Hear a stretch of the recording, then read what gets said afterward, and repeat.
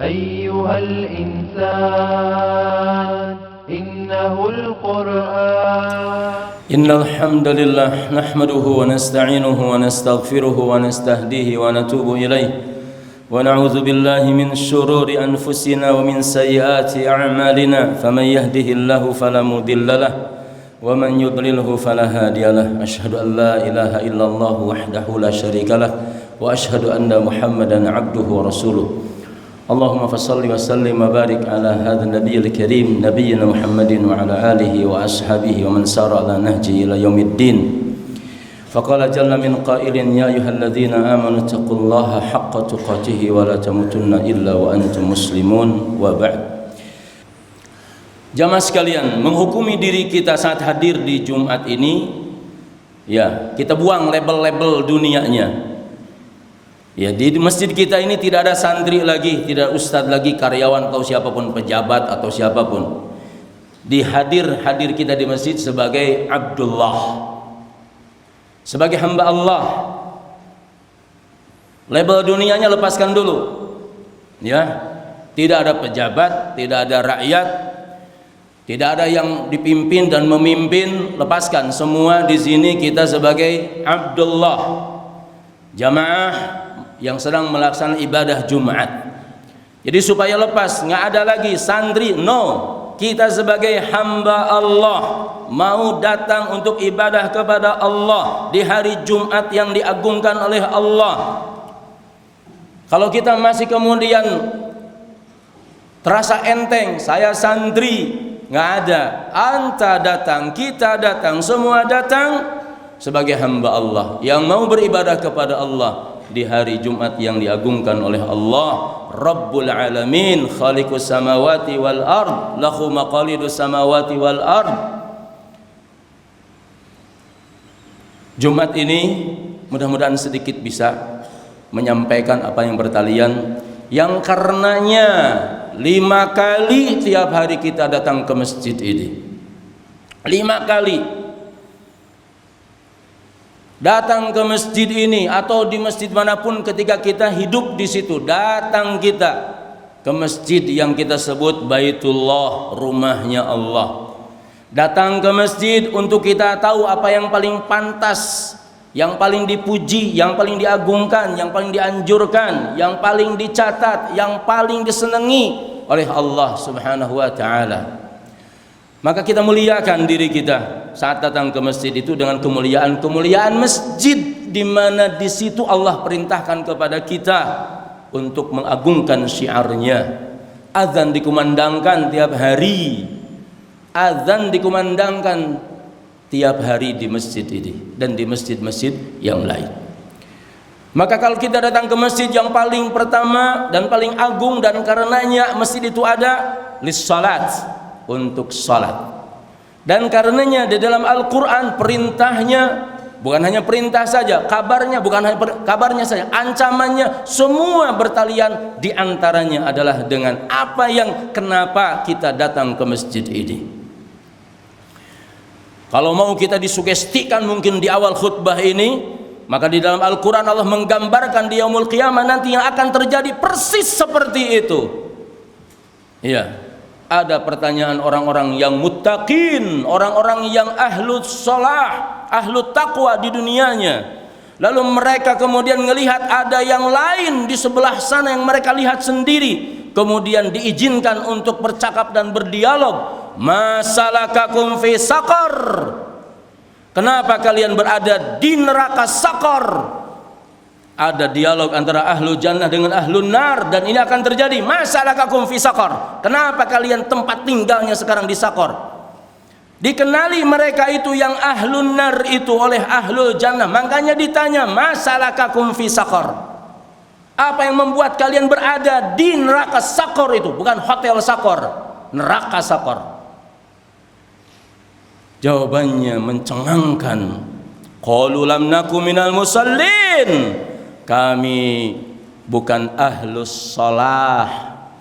Salat kami bukan orang yang biasa salat. Lam naku minal musallin wa lam naku nut'imul miskin wa kunna nakhudhu ma'al khaidin. Awal jawabannya lam naku minal musallin. Jadi kalau kita mau sugesti awal di khutbah Jumat ini, yang harus itu adalah menggetarkan seluruh sendi sel rasa takut kita kepada Allah Subhanahu wa taala di kehidupan yang disebut dengan yaumul khulud la mauta fih. Hari yang abadi lenggang, tidak ada kematian setelah itu. Yaumul khulud alladzi sanadkhulu fih. Hari di mana di situ kekal abadi, la mauta fi. Allah Subhanahu wa taala memperlihatkan kepada ahlu jannah ahlun nar bi annal mauta yudbah. Kematian sudah disembelih sehingga setelah itu tidak ada kematian lagi.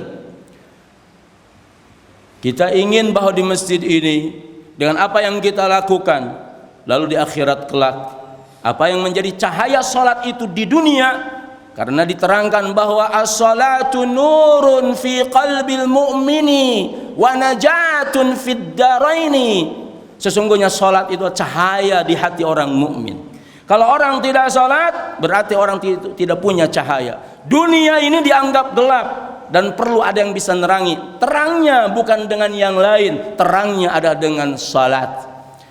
Dunia terang, iya, dengan ilmu pengetahuan terang. Dunia terang dengan harta menjadi terang. Dunia terang dengan jabatan, iya terang. Tetapi tidak ada yang bisa menerangi kehidupan yang sejatinya, yang sudah terang itu, yang hakikatnya gelap, kecuali dengan salat. Orang dengan ilmu pengetahuannya tidak ketemu dengan Allah. Orang dengan hartanya tidak ketemu dengan Allah.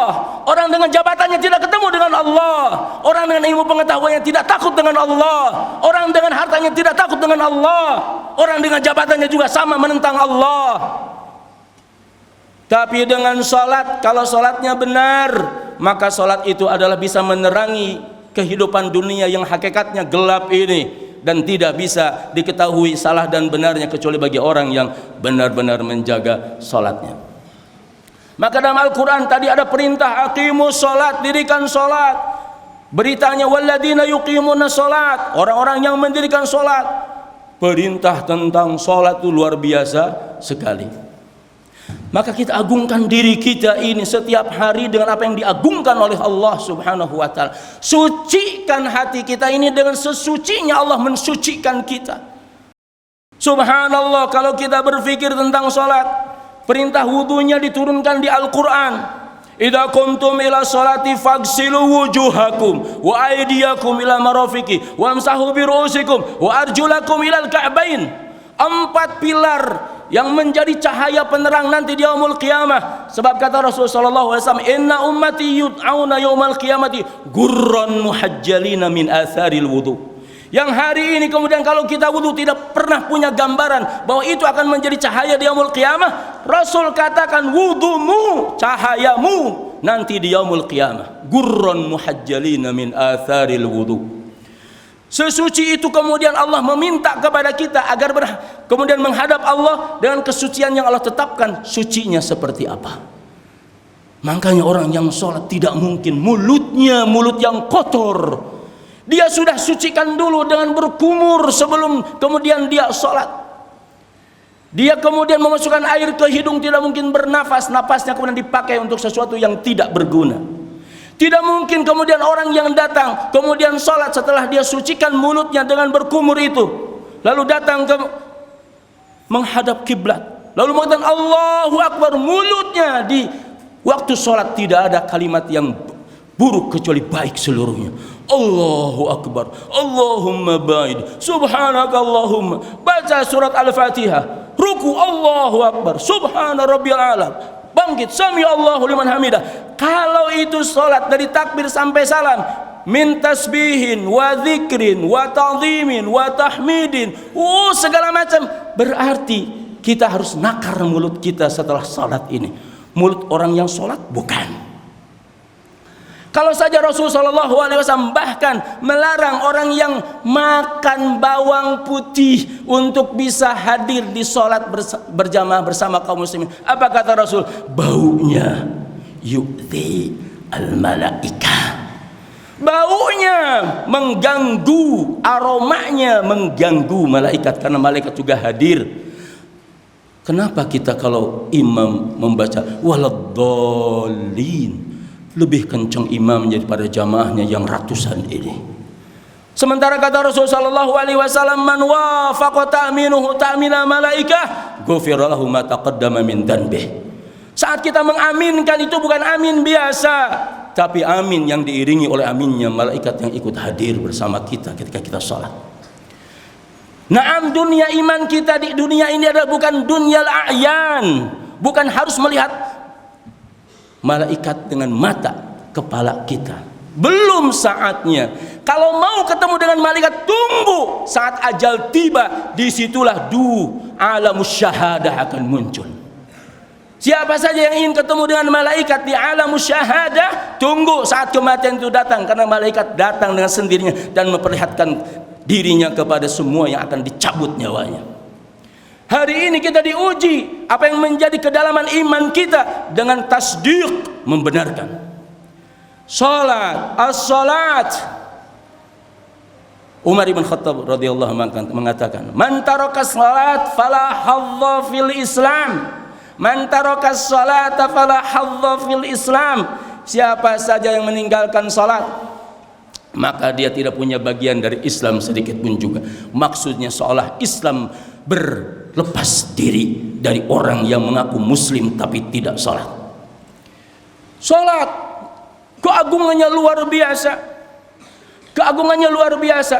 Semua hewan bisa berjalan, semua hewan bisa berdiri, semua hewan bisa duduk, tapi tidak ada satupun hewan yang bisa sujud kepada Allah Subhanahu wa taala, karena sujud miliknya manusia yang benar-benar patuh dan taat kepada Allah Subhanahu wa taala. Kita dibedakan dengan semua, dan karenanya kemudian kita dimuliakan. Dengan sebab mulia itu, waktu Nabi Adam alaihissalam diciptakan, kemudian Allah menyuruh kepada seluruh malaikat, jin, setan untuk sujud, dan karenanya dari situlah kita dimuliakan. Maka sujud itu ada bagian dari yang terbesar dengan sholat kita. Nikmati sujud itu sebagai sujud dalam ketaatan dan kepatuhan kepada Allah Subhanahu wa ta'ala. Maka bagian dari sholat ini tidak ada yang kemudian menjadi bagian yang enteng. Rasul sallallahu alaihi wasallam melarang, kalau kalian sholat, sholatnya duduknya jangan duduk seperti hewan binatang buas. Sujudnya jangan sujud seperti binatang buas. Kalaupun sujudnya pun, lalu jangan matuk seperti matuknya burung atau matuknya ayam ketika mereka sedang makan. Karena tidak ada satu hewan pun yang bagaimanapun dia tidak bisa sujud kepada Allah Subhanahu wa ta'ala. Maka di yaumul qiyamah kelak kemudian Allah memanggil ahlun nar, orang yang tidak pernah mau salat, wa yud'auna ila sujudi wa hum salimun. Dulu di dunia begitu sehat segar bugernya, tapi tidak mau sujud. Begitu di akhirat, anggota tubuhnya yang di dunia bisa sujud tidak bisa sujud. Maka ahlus salat adalah yang dimuliakan oleh Allah Subhanahu wa ta'ala. Sedemikian mulianya, maka satu perintah salat, satu perintah di antara syariat Islam itu salat, langsung perintahnya antara Nabi kita Muhammad sallallahu alaihi wasallam dengan Allah Subhanahu wa ta'ala. Barakallahu li wa lakum fil Qur'anil Karim wa nafa'ani wa iyyakum fi min ayati wa dzikril hakim wa taqabbalallahu minna wa minkum tilawatahu innahu samiul alim wa astaghfirullah li wa lakum wa lisa'il muslimina fastaghfiruh innahu huwal ghafurur rahim. Alhamdulillahi wa kafa wassalatu wassalamu ala nabiyil mustafa wa ala alihi wa ashabihi ahli sidqi wal wafa. Asyhadu an la ilaha illallah wahdahu la syarikalah wa asyhadu anna Muhammadan abduhu wa rasuluh. Jamaah sekalian yang dirahmati Allah Subhanahu wa ta'ala, hari-hari ini kaum muslimin menunggu yang biasa dirayakan seraya-rayanya, yang diyakini bahwa di situ adalah malam di mana Rasul di Isra dan Mi'rajkan. Subhanalladzi asra bi 'abdihi lailan minal masjidil haram ila masjidil aqsa alladzi barakna haulahu linuriyahu min ayatina innahus samiul basir. Diyakini itu ada sebagai malam atau hari 27 Rajab. Jika kita mau jujur bahwa sesungguhnya kesepakatan untuk diyakini 27 Rajab sebagai Isra dan Mi'raj, tidak ada kesepakatan yang sahih, yang valid, baik dalam konteks para muarrikhin ahli sejarah, apalagi al-muhadditsin ahli hadis. Maka meyakini bahwa di malam itu secara pasti telah terjadi apa yang diyakini tentang Isra dan Mi'raj, Syekh bin Baz alaihi rahmatullah mengatakan, sengaja Allah samarkan sebagaimana disamarkannya Lailatul Qadar agar tidak terjadi ghulu, orang berlebih-lebihan lalu menjadikan sesuatu yang tidak ada dasarnya dari Quran dan hadis dan juga petunjuk para sahabat, amalan para sahabat, lalu diagungkan seperti bagian daripada mengagungkan agama. Maka perlu diingat, bukan harus merayakan apa yang disebut dengan malam Lailatul Isra wal Mi'raj, tapi bagaimana kita menjaga apa yang diperintahkan oleh Allah dari perintah dari saat ketika Rasul sallallahu alaihi wasallam menerima perintah wajibnya salat. Hafidhu ala salawati was salatil wusta wa qumu lillahi qanitin. Demi salat ini maka kita lihat para ulama menghimpun apa yang pernah disabdakan oleh Nabi SAW, dimulai dari kitabut Thaharah untuk kita tahu tentang Thaharah. Thaharah hanya ada berkenaan dengan salat kita kepada Allah Subhanahu wa taala. Bab Thaharah, kitabut Thaharah bercerita tentang air. Air apa yang bisa dipakai wudu? Tidak semua air. Setelah bersih pun kemudian tidak sekedar air, kaifiatnya harus benar. Kalau tidak ada air pun tetap harus salat. Fatayammamu sa'idan thayyiba. Lengkap sekali ketika kita bicara tentang salat. Najis itu hanya ada di dalam salat asalnya. Najis itu, bicara najis hanya ada ketika kita bicara tentang salat secara khususnya. Wudu dan mandi itu adanya perkaranya bertalian dengan salat secara prinsipnya. Kemudian setelah itu bagian daripada salatnya dibangun sebesar-besarnya. Azannya, bagaimana azannya pula? Masjidnya, bagaimana masjid pula? Hukum adzan, hukum masjid masuk ke dalam bagian sholat. Masuk ke bagian sholat bukan hanya satu bagian, berbagian-bagian diceritakan sifatus sholat, mawaqitus sholat, arkanus sholat, wajibatus sholat. Luar biasa sekali. Lalu kemudian kita hanya datang ke masjid dengan apa yang sudah dibesarkan, diagungkan oleh Allah Subhanahu wa taala, lalu kita hanya takbir sekedar takbir, ruku sekedar ruku, sujud sekedar sujud, doa sekedar doa. Lalu bagian yang diagungkan oleh Allah sedemikian hebatnya, letaknya di mana? Letaknya di mana? Kalau kita kemudian Allahu Akbar, lalu masih ada akbar yang lain. Masih ada yang kita lebih prioritaskan daripada salat. Saat kita mengatakan subhana rabbiyal a'la, subhana rabbiyal azim, mulut kita ini untuk yang sesuci mengatakan tasbih kepada Allah. Relakah kau dengan mulut yang ini pula kau berdusta, kau berkhianat, kau berbohong, kau masukin yang haram, kau isep yang haram demi sesuatu yang tidak pantas, yang itu tempat di waktu sholat. Jangankan mengatakan omongan yang jelek, omongan biasa saja tidak kita ucapkan. Yang kita ucapkan semuanya adalah doa, zikir. Kalau bisa kita ambil apa yang menjadi sholat kita, menjadi sholat dalam kehidupan, rasa-rasanya insya Allah, yakin-yakinnya insya Allah, pasti-pastinya insya Allah semua kehidupan akan selamat. Rasulullah SAW bersabda, awwalu ma yuhasabu bihil abdu yaumal qiyamah as-salat. Yang pertama dihisab adalah salat. Jaga salat kita semua oleh diri kita semua. Innallaha wa malaikatahu yusalluna 'alan nabi ya ayyuhalladzina amanu sallu 'alaihi wa sallimu taslima. Allahumma shalli 'ala Muhammadin wa 'ala ali Muhammadin kama shallaita 'ala Ibrahim wa 'ala ali Ibrahim fil alamin innaka Hamidum Majid. Barik 'ala Muhammadin wa 'ala ali Muhammadin kama barakta 'ala Ibrahim wa 'ala ali Ibrahim fil alamin innaka Hamidum Majid. Allahumma inna nas'aluka bi asma'ikal husna wa sifatikal ula. Allahumma innaka antal ahadus samadul ladzi lam yalid wa lam yulad wa lam yakul lahu kufuwan ahad. Allahumma innaka antal karimul aliyyul qadirun. Allahumma innaka antal wadud dzul arsyil majid fa'alu lima yurid. Allahumma innaka anta al aliyyul karim al aziz. Allahumma aslih dzata bainina. Allahumma aslih ahwalana jami'an. Allahumma aslih ahwalana jami'an. Ya hayyu ya qayyum bi rahmatika nastaghits. Allahumma aslih lana syu'unana kullaha wa la takilna ila anfusina tarfata 'aini. Allahumma a'inna ala dzikrika wa syukrika wa husni ibadatika. Allahumma ya muqallibal qulub tsabbit qulubana ala dinik. Allahumma ij'alna minal khashi'in. Allahumma ij'alna minal khashi'in fi salatina ya arhamar rahimin. Allahumma ij'alna minal khashi'in fi salatina ya arhamar rahimin. Allahumma ij'alna minasy syakirin. Allahumma ij'alna minal hamidin. Allahumma ij'alna minar raqi'in. Allahumma ij'alna minas sajidin. Allahumma taqabbal minna ta'atana ya arhamar rahimin. Allahumma inna nas'aluka tsabata fil amr wal azimata al rusd wa nas'aluka syukra ni'matik wa husna ibadatik wa nas'aluka qalban saliman wa lisanan sadiqan wa nas'aluka min khairi ma ta'lam wa na'udzubika min syarri ma ta'lam wa nastaghfiruka lima ta'lam innaka anta 'allamul ghuyub. Rabbana atina fid dunya hasanah fil akhirati hasanah wa qina adzabannar. Aqulu qawli hadza wa astaghfirullah li wa lakum wa subhana rabbika rabbil izzati amma yasifun wa salamun alal mursalin walhamdulillahi rabbil alamin. Albina TV, membina iman, ilmu dan akhlak.